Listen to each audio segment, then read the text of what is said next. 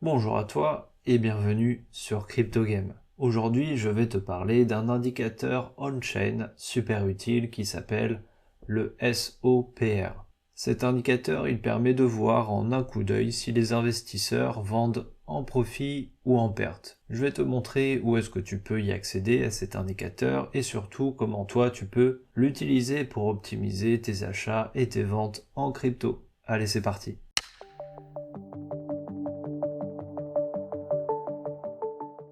Ceci est la deuxième vidéo de la série sur les indicateurs on-chain. Si c'est un sujet qui t'intéresse, je t'invite à t'abonner et activer la cloche pour être tenu informé. Alors le SOPR, c'est quoi exactement? Ça veut dire Spend Output Profit Ratio. C'est un indicateur qui nous dit si les bitcoins qui sont dépensés sur la blockchain le sont à un prix plus élevé ou plus bas que le prix d'achat. En d'autres termes, il mesure le profit ou la perte réalisée par ceux qui vendent leur Bitcoin. Pour calculer la valeur de cet indicateur, par exemple aujourd'hui, on va récolter toutes les ventes de Bitcoin et on va aller chercher c'était quoi le prix d'achat de ce Bitcoin au moment où le vendeur l'a acheté. Et on fait le ratio simplement prix de vente divisé par prix d'achat. Donc si le SOPR il est supérieur à 1, ça veut dire que les gens, globalement, ils vendent en profit, car le prix actuel, il est supérieur au prix d'achat. Ça, c'est globalement, c'est en moyenne sur tous les vendeurs de la journée. Si le SOPR, il est inférieur à 1, ça veut dire au contraire que les gens, ils vendent à perte, car le prix actuel, il est inférieur au prix d'achat. Maintenant, concrètement, où est-ce que tu peux avoir accès à cet indicateur? Tu peux y avoir accès sur Glassnode, ici, à cette URL. Tu as ce graphique. Tu peux l'avoir aussi sur Bitcoin Magazine Pro ici, mais je préfère plutôt le graphe de Glassnode parce que c'est 1, l'axe de polarité. Ici c'est 0, tu vois, et là c'est 1. Je préfère 1 parce que 1 ça veut dire que le prix d'achat est égal au prix de vente. Si c'est supérieur à 1, ça veut dire que le prix de vente est supérieur au prix d'achat, et si c'est inférieur à 1, c'est le contraire, ça fait plus sens pour moi, je comprends mieux comme ça.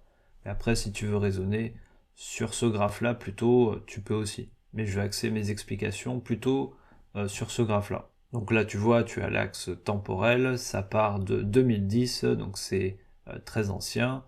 Tu as le premier bull market, le premier vrai bull market de 2013-2014, le deuxième de 2017 et celui de 2020-2021. Et là, on est en cours du dernier.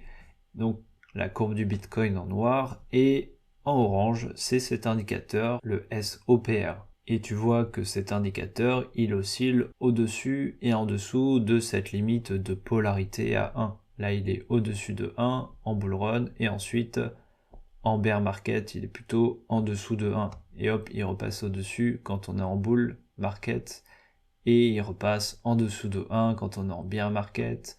Là, il oscille un peu, et au dernier bull run, il était supérieur à 1, et là, il est passé en dessous pendant la correction, et il est repassé au-dessus pendant la dernière vague haussière du dernier marché haussier, et pendant le bear market, il est redescendu en dessous de 0, et là, il était remonté, il est redescendu, il est remonté, et là, actuellement, il est proche de la zone fatidique. Tu peux zoomer ici pour y voir un peu plus clair sur les données plus récentes.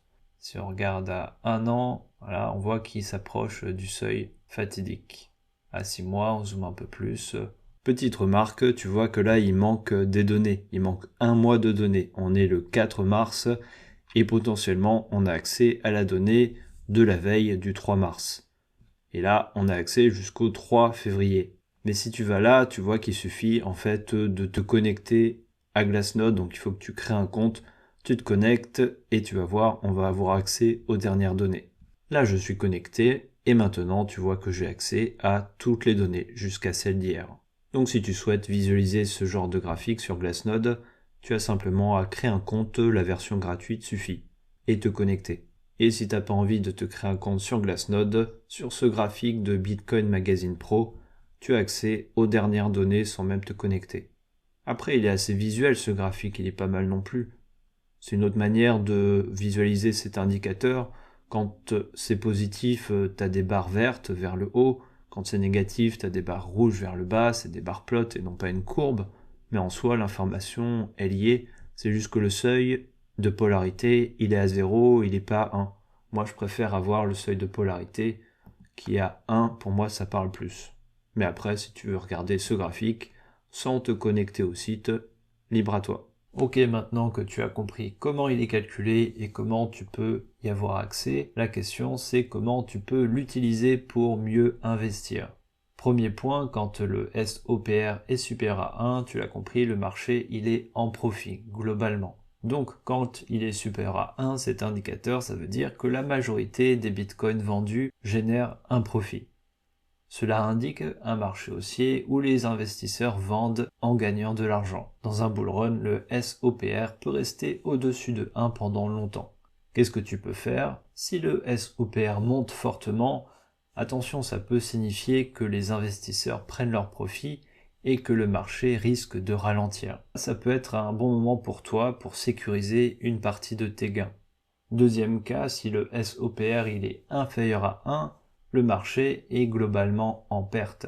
Quand le SOPR il descend en dessous de 1, les bitcoins qui sont vendus le sont à un prix plus bas que leur prix d'achat.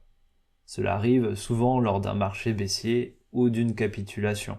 Typiquement, quand le SOPR est sous 1, les investisseurs paniquent et ils vendent à perte. C'est souvent un bon moment pour acheter si tu crois en la reprise. Si le SOPR passe de en dessous de 1 à au-dessus de 1, c'est un signal de retournement. Ça peut potentiellement être un bon moment pour acheter. Troisième cas, le SOPR, il se reset en quelque sorte, il retourne à 1. Ça peut être un signal clé. C'est un des moments les plus intéressants, c'est quand le SOPR, il rebondit sur 1. Il était au-dessus, il redescend et hop, il rebondit sur 1. Dans un marché haussier, le SOPR, il redescend souvent vers ce seuil de 1 avant de repartir à la hausse. C'est souvent un bon moment pour acheter. Et voilà, maintenant tu connais cet indicateur, le SOPR, tu sais comment il est calculé, tu sais où le trouver et tu sais comment l'utiliser.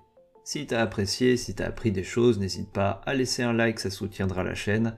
Et si tu veux être tenu informé des prochaines sorties, je t'invite à t'abonner et activer la cloche pour ne rien louper, en particulier sur ces indicateurs on-chain.